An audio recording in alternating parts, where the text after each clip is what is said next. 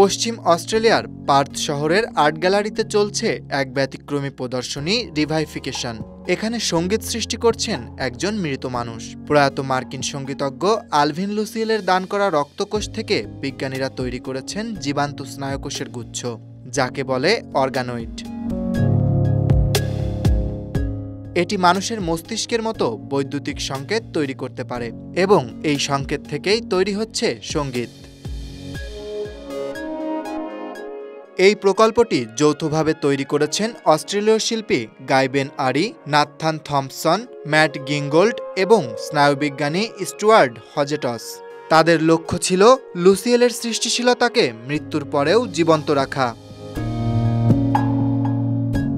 প্রদর্শনীতে দর্শকরা দেখতে পান একটি অন্ধকার ঘরে ঝোলানো 20টি পিতলের পাত, যার পেছনে রয়েছে মোটর চালিত হাতুড়ি।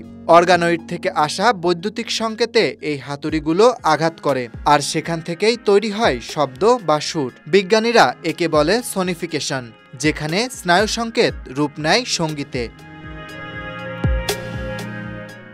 লুসিয়ের ছিলেন ইলেকট্রনিক সঙ্গীতের পথিকৃৎ। 1965 সালে তিনি তার মস্তিষ্কের তরঙ্গ দিয়ে সঙ্গীত তৈরি করে আলোচনায় আসেন। মহান এই সঙ্গীত শিল্পী মৃত্যুর আগে তার কোষ দান করেছিলেন ভবিষ্যতের কোনো সঙ্গীত প্রকল্পের জন্য। সেই কোষই এখন তার নামে নতুন সুর সৃষ্টি করছে।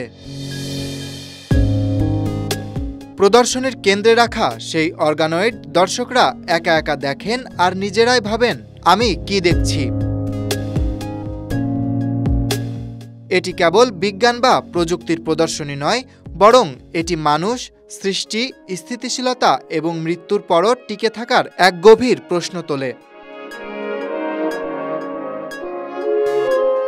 প্রদর্শনীটি চলবে আগামী 3 আগস্ট 2025 পর্যন্ত। Dhaka express news desk.